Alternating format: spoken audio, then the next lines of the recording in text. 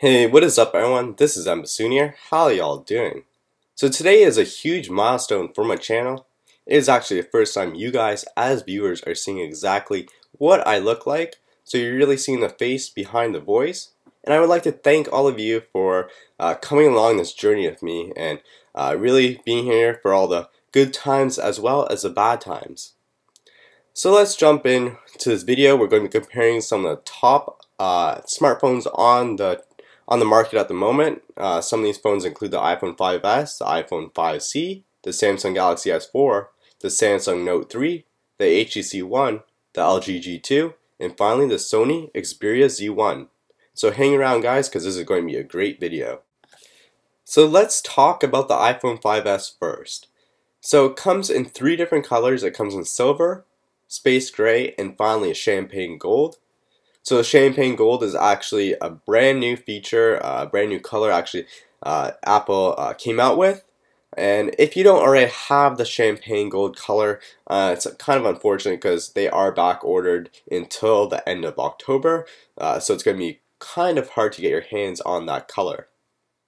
So it comes in three different capacities. It comes in a 16 gigabyte version, a 32 gigabyte version, and finally a 64 gigabyte version. Like always, it's a 4-inch display with Retina display. So Retina display has been something Apple's been putting on their devices really since the iPhone 4S. It has an A7 chip with a 64-bit processor, so a lot faster when compared to the iPhone 5, which only had the A6 chip. It has a fingerprint identity sensor for additional security. So it is very cool. It's a very cool addition. But I'm already hearing that some people have found ways to actually hack into the fingerprint scanner to gain access to your cellular device.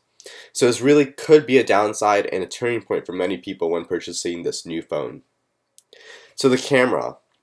It has an 8 megapixel rear camera. It has a True Tone flash, which is actually two LED flashes that collaborate to adjust the lighting for each picture. It has burst mode. It has slow motion video capture. It has 1080p video recording. It has face detection. The very front camera, which is a FaceTime camera, has 720 HD video recording as well as 1.2 megapixel photos. So the Apple device, iPhone 5s, as well as really any other Apple product that is connected to Wi-Fi or cellular 3G, has FaceTime. Then you have Siri, which is you use your voice to send messages, set reminders, and do much more. So it's basically like your personal assistant. So I do have my iPhone 4S right here, and just a demonstration of what Siri looks like. That's Siri, guys. Meet Siri. So moving along, we can talk about the talk time and the standby time. So the talk time is 10 hours on 3G, as well as the standby time is 250 hours. So to charge it, there is a lightning connector, and we first saw this lightning connector on the iPhone 5 last year. So as iOS 7, which is new features were added to the software update, so smarter multitasking as well as a control center with flashlights and everything you can do in this one control center. So the price, it is $719 for the 16 gigabyte version, $819 for the 32 gigabyte, and $919 for the 64 gigabytes. And guys, remember this is on a no-term contract. So this is if you were to just walk into the Apple Store right now and purchase a brand new phone. So moving along, we can actually talk about the iPhone 5C now. This phone is actually basically kind of a replica as an iPhone 5, just kind of in more colors. So some of the colors include white, pink, yellow, blue, and green. So it's a lot more color choices when you compare it to the iPhone 5C. It only has two sizes of internal capacity, so internal memory. It has 16 gigabytes as well as 32 gigabytes. So it does have less capacity options when compared to the 5S. But because if you remember, the iPhone 5S does have a 64 gigabyte option. So if you're a person that has a lot of movies, has a lot of music, whatever, I would go with the iPhone 5S, which has the higher internal memory option. So again, it has a Retina display on a 4-inch display.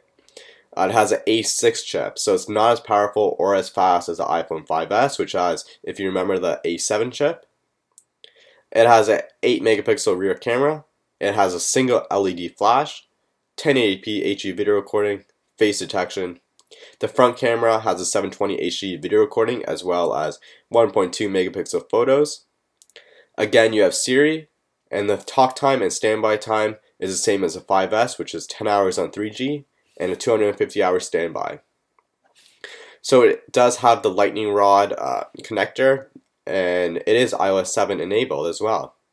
So pricing, it is a little cheaper than the iPhone 5S. It comes in at $599 for the 16GB version, as well as $719 for 32GB on a no-term contract. So moving along, we can talk about the Samsung Galaxy S4. So this device comes in two different colors, both the white frost as well as black mist. So really, out of the phones that we've compared so far, this phone has very limited colors. And if you're a person like myself that loves to have a very unique and very bright colored phone, I would definitely go with the iPhone 5C.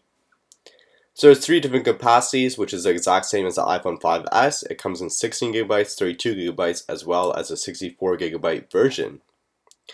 So the Samsung Galaxy has a 5-inch display, so slightly larger than the iPhone 4, or iPhone 5S or 5C. And it does have a full HD Super AMOLED screen. It has an octa-core processor, which in my opinion, the Samsung Galaxy S4 is a lot faster than either the 5S or the 5C. So let's talk about the camera. It has a 13 megapixel rear camera, as well as a 2 megapixel front camera. So if you're looking to purchase a phone which will also act as a camera, I would suggest this one. So it does have the LED flash, and a talk time of 17 hours, and 370 hours standby time. So it does have a longer battery time, which really is a huge benefit, which is really, when we compare it to the 5C or the 5S, it is over double the battery. The operating system is Android 4.2.2, which is also called Jelly Bean. I personally have never used this operating system, but I've heard countless times that it is very user-friendly.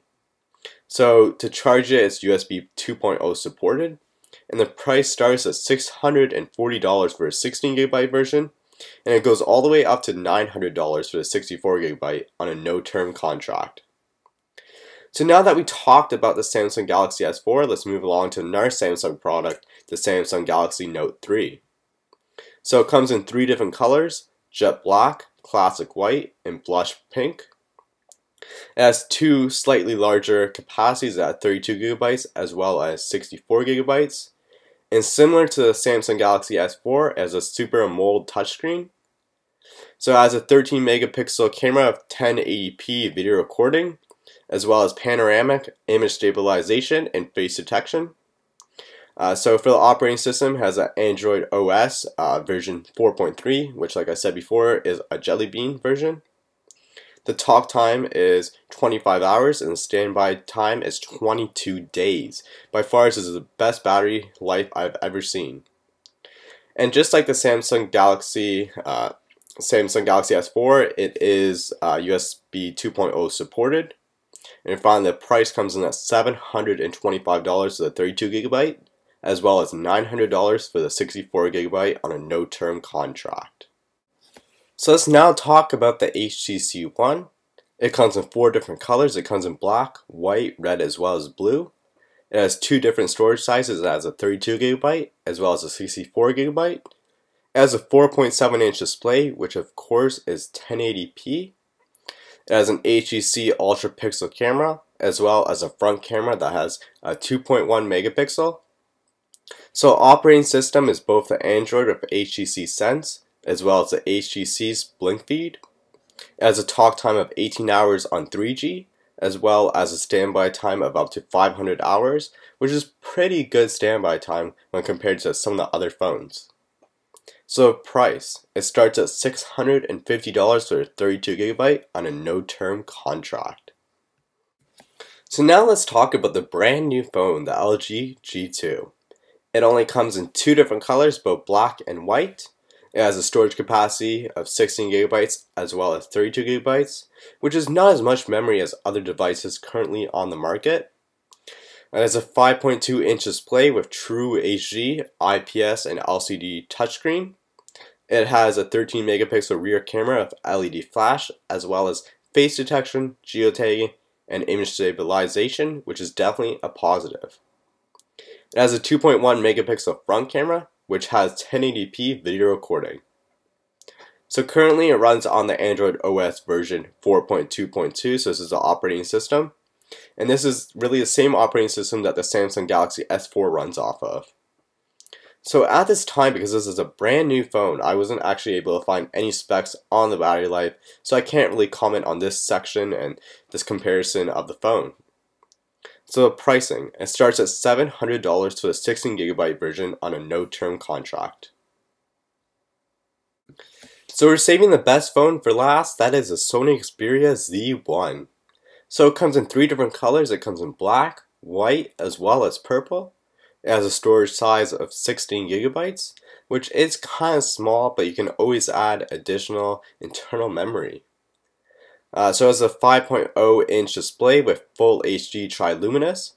It has a rear camera which has 20.7 megapixels, which is very, very high quality and is said to be one of the best cameras on a smartphone ever made. It has a front camera as well, which has 2 megapixels and 1080p recording. The camera also has face detection, geotagging, image stabilization, as well as panorama. So it runs on the Android OS version 4.2, which is also called Jelly Bean. It has a talk time of 14 hours, as well as a standby time of 880 hours, and the price starts at $730. So after reviewing each and every device, I would more than likely say that the Sony Xperia Z1 is a clear winner. Even though it has very limited colors as well as available internal memory, it succeeds in many of the other aspects. One of the areas Sony really succeeds at is their cameras. With a 20.7 megapixel camera, there is no need to ever buy a digital camera for, let's say, that holiday coming up in a couple of weeks. I also like how the talk time and standby time is drastically higher when compared to the Apple products. Currently, I own the iPhone 4S, and every single night I need to charge it. If I ever do forget to charge my phone one night, I know that I will more than likely be waking up with a dead or near dead phone.